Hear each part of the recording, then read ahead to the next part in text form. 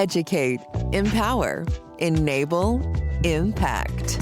Thank you for tuning in to That Will Never Work podcast, where we share inspiring information and personal experiences related to business and the entrepreneurial journey from those who are leaders in their respective field. Now, here's your host, author and business coach, Maurice. I thank you very much for tuning in today. I have a powerhouse for you today, and she's going to speak to us about healing, right? She has helped hundreds of leaders and business owners find their alignment and well-being for high performance and success, which all of us are looking for. Sometimes we don't understand what success might be, if you will, because we base it off of society or our parents or things like that. So she's going to talk to us today a little bit. Maybe we'll see how the conversation goes. Y'all know how we go on this show. But she aims to change the world of corporate toxicity, one leader at a time, so that everyone can flow in joy, peace, and abundance in all ways. I bring to you to the stage today, Rubyni. Thank you, Rubyni. How are you today? I'm great, Maurice. Thank you for that beautiful introduction. I love that. Thank you. That's cool. No problem. So, you talk about healing, right? And trying to create an abundance mindset, if you will. But sometimes we need to go through that healing process. So, what do you consider what they might need to do to start the healing process to begin with? Thank you so much. I really love this question around healing because most of us since childhood, we have this ladder in front of us and it has all these rungs and all we're doing is one foot after the other and we're trying to climb this ladder. And so if something has a crack or if something's a little bit dented and something's a bit shaky, we don't fix it. Right. We keep climbing, right? And so everyone that I help in my journey, I do journeys with people. I don't work with people just one-off. I do journeys where I see and I need them to acknowledge that we first have to uncover what the limiting beliefs are that are set in hurt, hooks, and broken mindsets.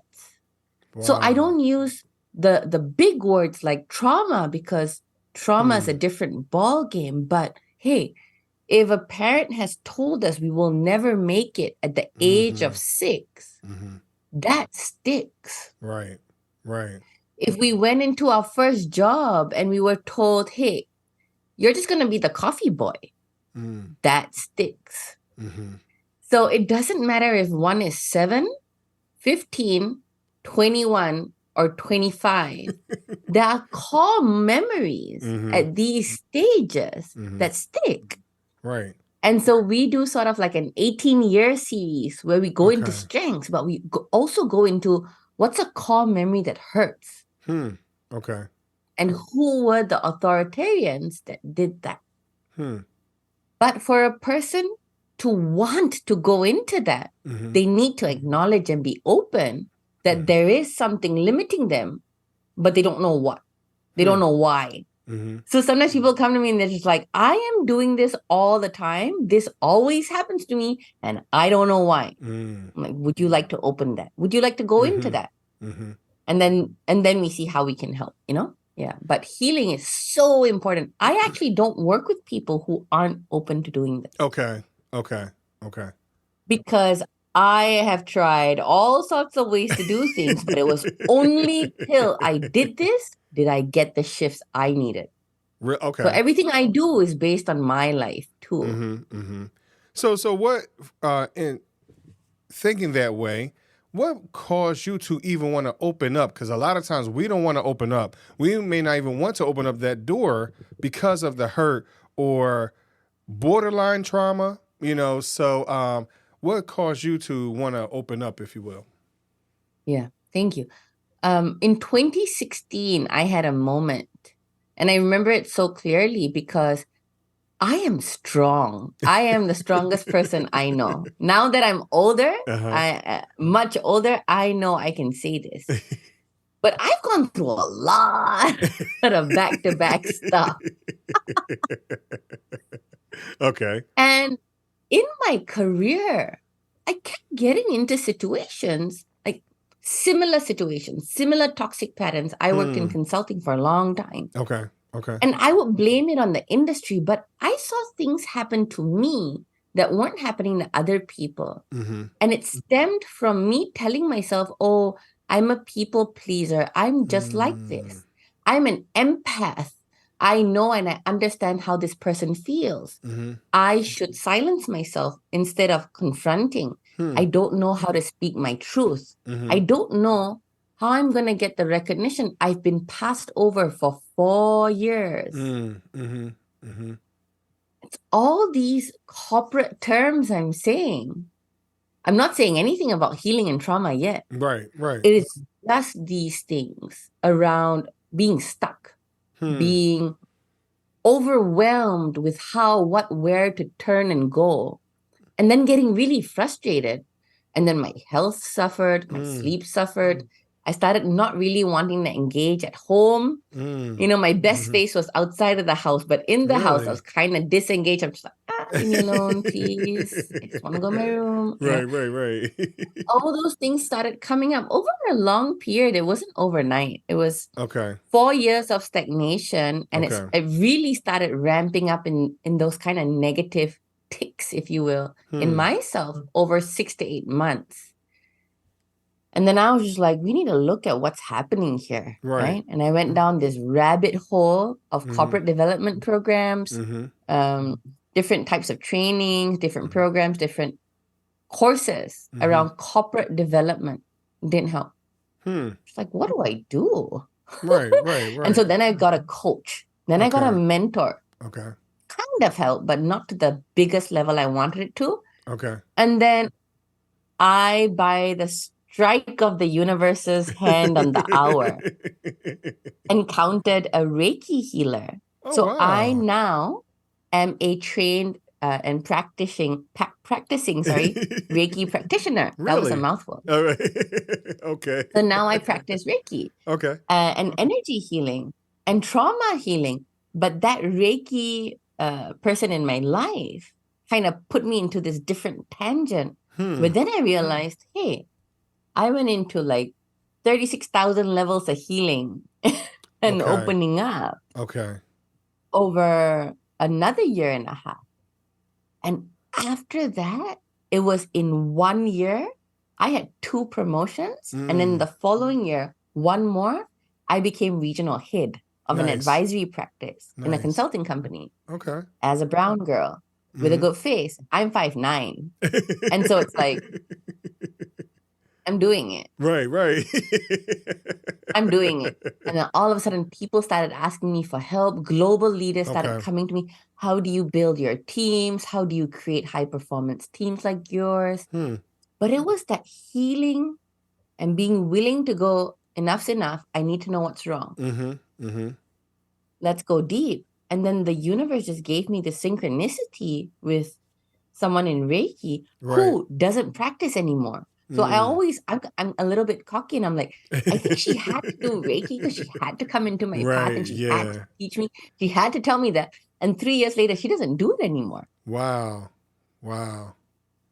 So a long way to answer a short question. But No, and that's fine. I think you brought up a lot of amazing points. But there's one thing that you mentioned it actually twice as you were speaking in different ways. Sometimes we look at or we blame what we look like as to why we can't progress,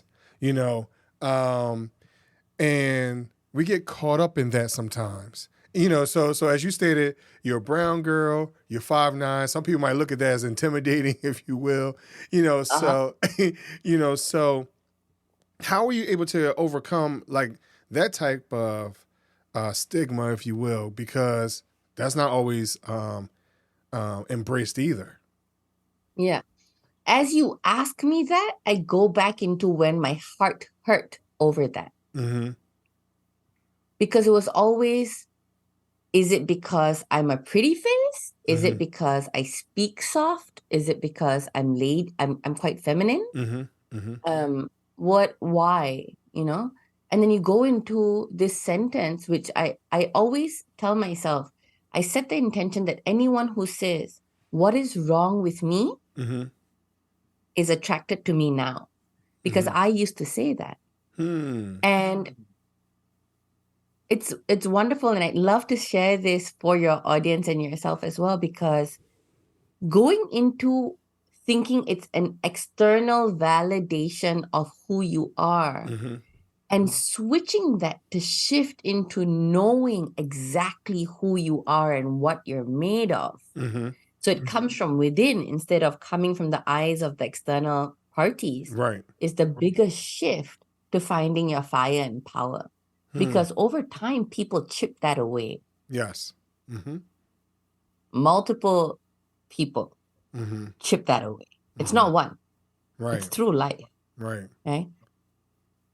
And it's part of comparing weekly. Because when you compare in a weak way, you chip at yourself. If you compare, think about it, if you compare in a powerful way, that business did this, and 5 years ago, they were where I am, so I can do that too. Yes. That's comparing powerfully. Comparing weakly is, oh man, it must be because I'm brown. Yeah, right. It must be because I'm a woman. It must be because I'm this, and it must be because I'm that. I used to do that, not that I didn't. Right. But that's chipping away at myself. And I think that big switch of going into comparing powerfully, but also understanding that your strengths come from within yourself in that alignment way instead of external, that's the big shift that everyone needs to do. So as you speak about chipping away, I believe one of the things that people find is their authentic voice. You know, so how would you encourage someone as they're chipping away to find that voice that's them, that's authentic, that is genuine, instead of what the company may want you to be or your parents or whatever it is? You know, how would you encourage someone to understand their authentic voice? I love this question, Maurice. I gave a training earlier today for 4 hours around this question. But I'm not going to talk for 4 hours. No, that's fine. So let me tell you, this concept of how people are asking about authenticity now,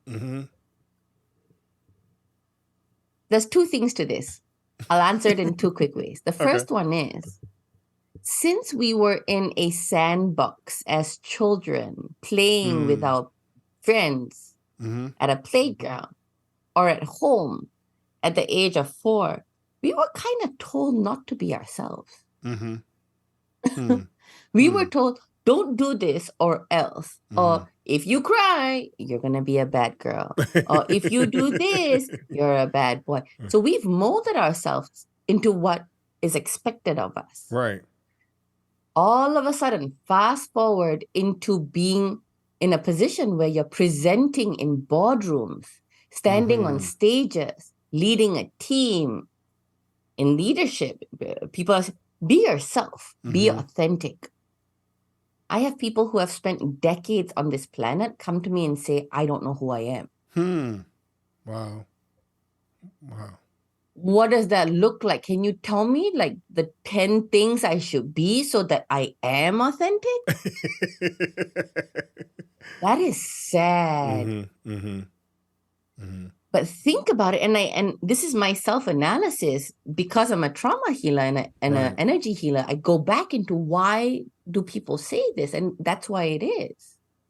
We've never had the opportunity to say, just be yourself, scream all you want, run around without a care in the world. Do what you want to make yourself happy. We've never actually been told that. And all of a sudden it's like, be yourself. So I coach people how to be authentic leaders and connect within themselves.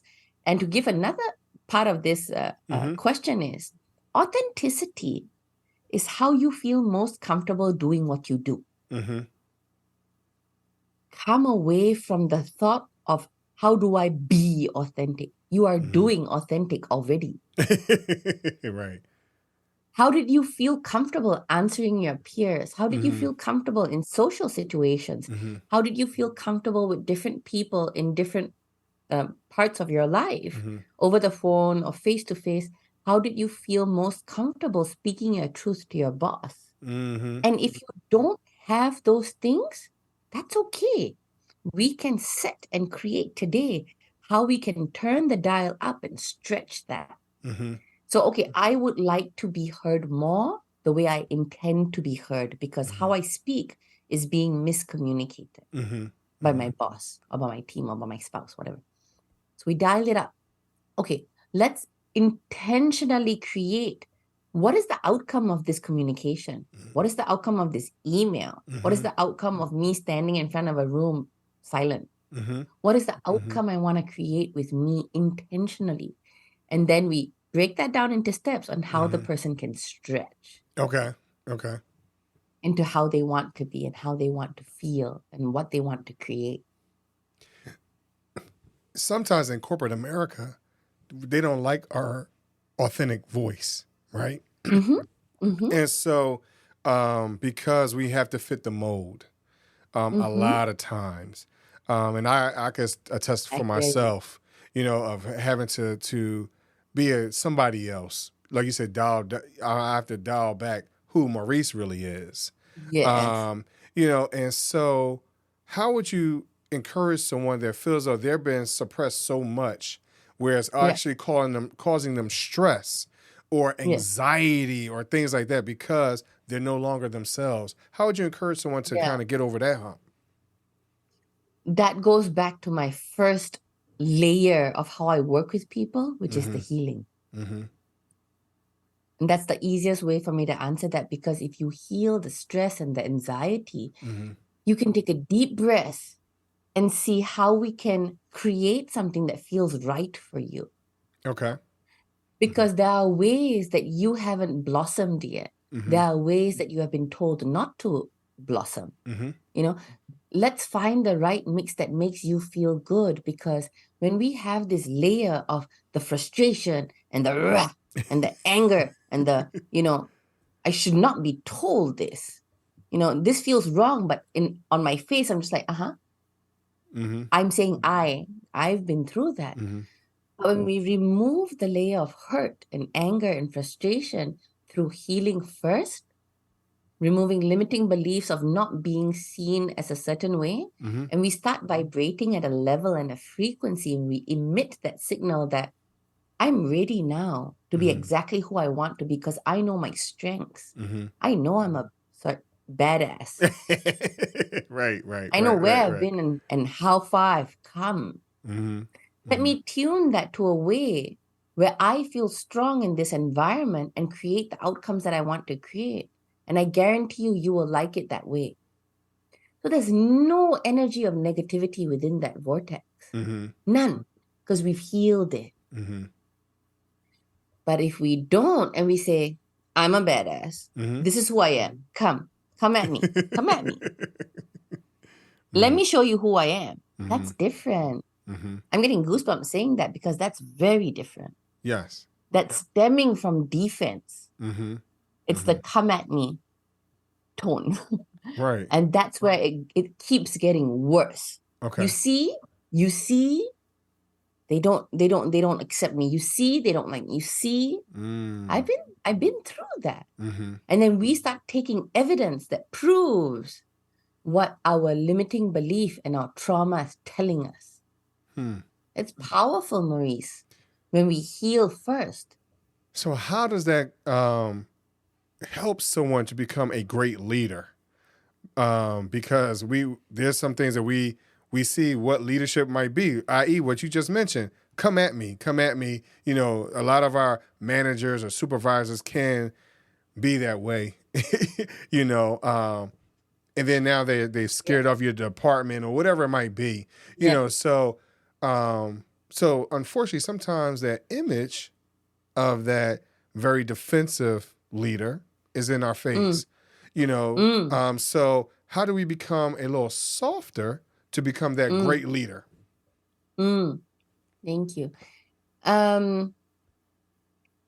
So in corporate America, what is expected of leaders and managers is performance metrics. Full stop. I need this number of invoices sent out. I need this number of proposals sent out. I need this sales target met. And we're talking about corporate America, right? If we take the intention and the outcome to meet those performance metrics and rip off all the layers of what we've been shown to know who we are in an authentic way and how we want to connect, nurture, empower others within our teams to create in that way with this very keen eye on performance metrics, high performance teams. That's when this situation and this entire circle that we're talking about works.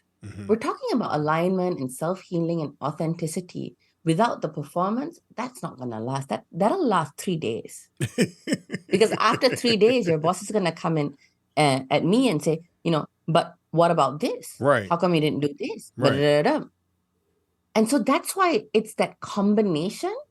And with the people that I work with, we see the team change within 3 to 4 months. Okay. We see the boss come and ask them, so what are you doing differently, actually? Like, what are you actually doing differently? Within 6 months, within 6 to 8 months, we see this entire shift of the entire 360 stakeholder sort of community that the person has. They're just like, what is happening?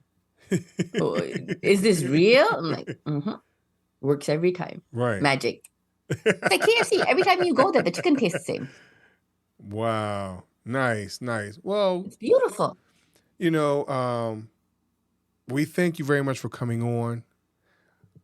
Where can people find this magic if they need to talk to you? Where can they find this magic?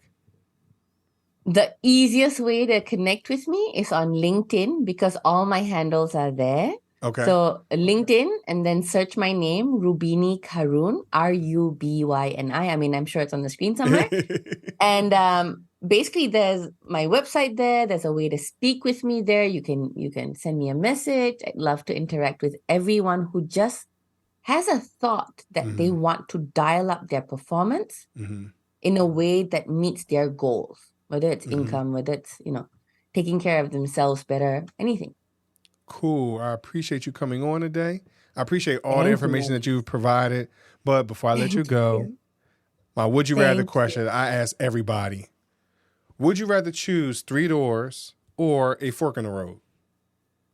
A fork in the road. Why? That was quick. Why a fork in the road? I love that. I was just like, a fork in the road. High performer. Which one is it? Right. Yes.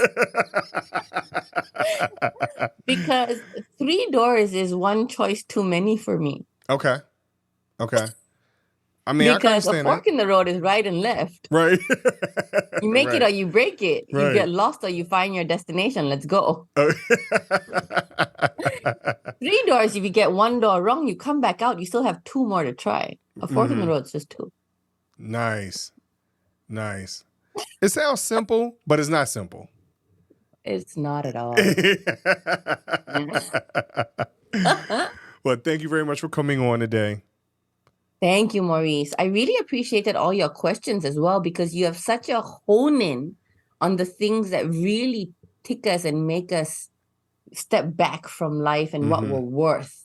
So I really appreciate the way you've asked me these questions. Thank you. Oh, no problem. Thank you very much for coming on. And everyone, continue to listen to That Will Never Work podcast. Thanks for listening. Find us on social media at Chisholm Group LLC and check back weekly for new episodes. Until next time, that will never work, or will it?